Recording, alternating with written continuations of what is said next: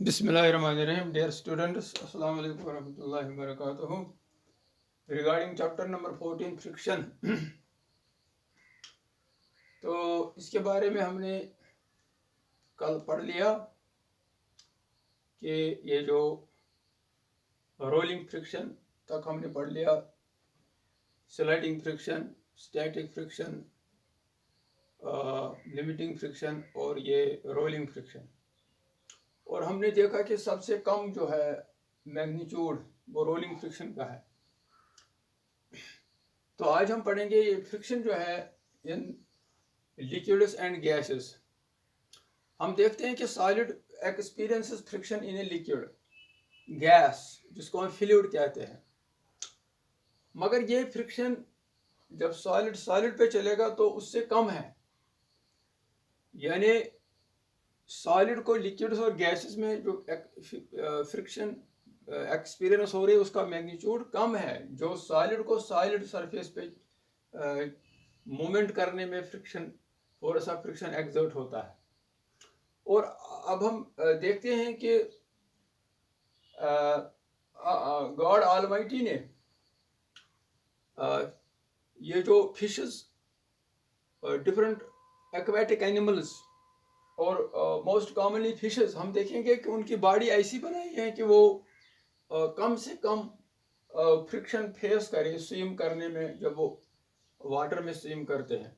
और इसी तरह बर्ड्स जब हवा में उड़ते हैं तो फिर उनकी बॉडी को गॉड ऑलमाइटी ने स्ट्रीमलाइन किया है, तो इसलिए कि so that they experience least force of friction. और कुछ और चीज़ों के एक्सपीरियंस हमें है कि अगर हम बोट में हों तो हमने दरिया पार करना है, और जब हम दरिया के किनारे पहुंचते हैं तो बोटमैन क्या करता है, he uses his oar in the reverse direction.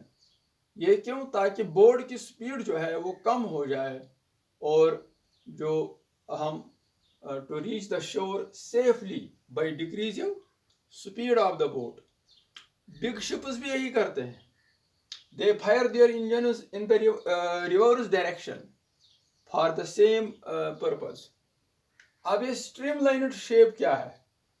स्ट्रीमलाइन्ड shape जो फिशेस और बर्ड्स में है, गॉड ऑलमाइटी ने रखे हैं बहुत सारी चीज़ों में। तो ये the special shape of a body और the special shape given to a body, या तो उसमें होती है गॉड ऑलमाइटी की तरफ से, या तो उसको दी जाती है। Around which a fluid that is liquid और air can flow easily offering minimum amount of friction. यानी ऐसी शेप बॉडी को देना कि जब वो लिक्विड या गैस में, एयर में चले तो फिर उस पर जो minimum force of friction air और वाटर के ज़रिए से उस पर एग्जर्ट हो, तो इसको हम, इस ऐसी शेप को हम स्ट्रीमलाइन शेप कहते हैं। हाँ, अब गैसेस में, तो ये गैसेस में जो सॉलिड्स एक्सपीरियंस करते हैं friction, it is very small comparatively than liquids, और ये डिपेंड करता है सरफेस एरिया पे। तो अगर हम एक छोटी एक्टिविटी करें कि हम पेपर शीट को एक हाइट से ड्रॉप करें और फिर हम देखेंगे कि it take some seconds to fall down. अब हम उसी पेपर शीट को उठाए, उसको क्रम्पल करें, उस शीट को in the form of A ball, और फिर उसको नीचे डाले तो वो जल्दी नीचे आएगा। क्यों? क्योंकि अब बॉल की शेप में तो उसकी सरफेस कम हो गई, इसलिए फोर्स ऑफ फ्रिक्शन जो है उस पर कम होगा। इसका मतलब ज़्यादा सरफेस एरिया होगा तो ज़्यादा फोर्स ऑफ फ्रिक्शन एक्सर्ट होगा। गैसेस में कम सरफेस होगी तो सरफेस एरिया कम होगा तो कम फोर्स ऑफ फ्रिक्शन एक्सर्ट होगा। और लिहाजा शिप्स और जो ये अभी हम फिश और बर्ड्स की बात कर रहे थे, तो उनका भी देखो सरफेस एरिया उनका भी गॉड ऑलमाइटी ने कम रखा है। लिहाजा शिप्स को ऐसे ही बनाया जाता है, ऑटोमोबाइल्स को, ताकि वो कम फोर्स ऑफ फ्रिक्शन एग्जर्ट हो उन पे। हाँ, अब अगर उनकी स्पीड ज़्यादा होगी तो लिहाजा एक तो सरफेस एरिया बढ़ेगा तो फोर्स ऑफ फ्रिक्शन बढ़ेगा, मगर स्पीड के बढ़ जाने से भी फोर्स ऑफ फ्रिक्शन बढ़ जाता है। इसकी कॉमन एग्जांपल है हमें मीटियोर्स, शूटिंग स्टार्स। तो हम देखते हैं कि जो ही shooting star, they are wandering stones, जो ही वो एंटर होती हैं अर्थ एटमॉस्फेयर में, तो उनका जो फ्रिक्शन की वजह से उनका टेम्परेचर जो है बहुत राइज होता है, इतना राइज होता है कि दे कैच फायर, और हमें लगता है कि कोई आग का गोला नीचे आ रहा है।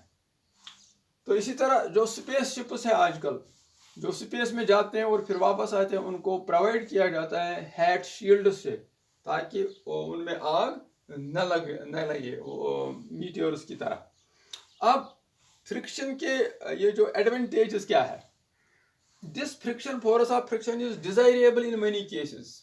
वॉकिंग, रनिंग, यानी जब हम वॉक करते हैं कि अगर ये फोर्स ऑफ फ्रिक्शन नहीं होगा तो फिर जब हम वॉक करते हैं तब we push the ground backwards, तो the ground pushes us as a reaction in the forwards with the same force. अगर ये फ्रिक्शन नहीं होगी तो ये रिएक्शन नहीं होगी फिर ग्राउंड की तरफ से। तो ये हमें एक्सपीरियंस है स्लिपी रोड पे। स्लिपी रोड पे हम चल नहीं पाते हैं।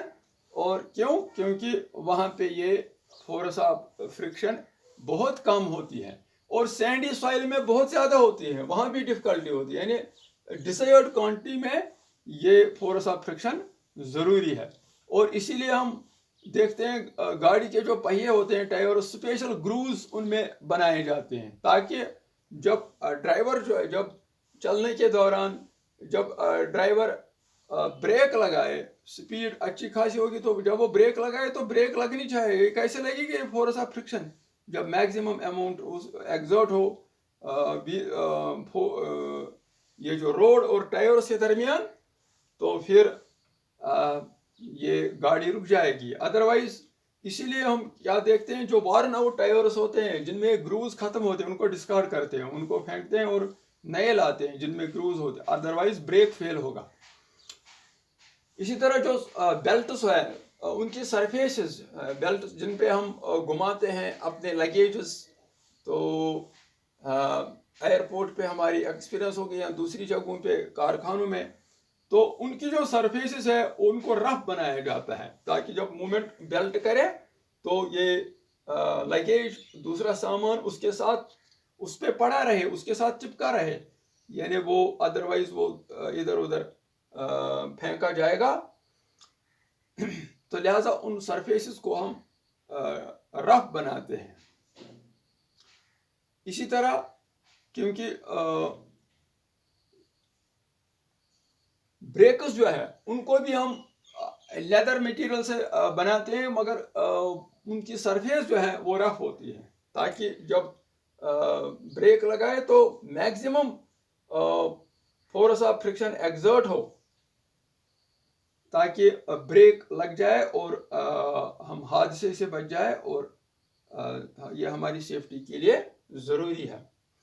और इसी तरह स्क्रूज और नेल्स जो वुड में रहते हैं, जिनको हम वुड में गाड़ते हैं और वो वहाँ वुड में रहते हैं मजबूती के साथ, this is because of friction.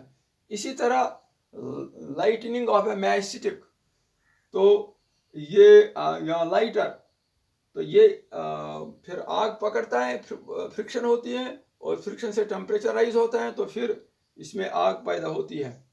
तो अगर फोर्स ऑफ फ्रिक्शन नहीं होगा तो ऐसा नहीं होगा।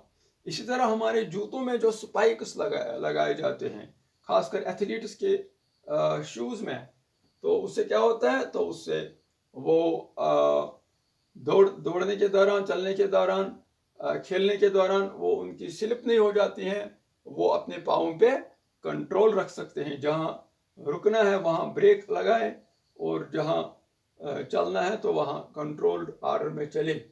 तो मुझे लगता है कि ये this is session for today.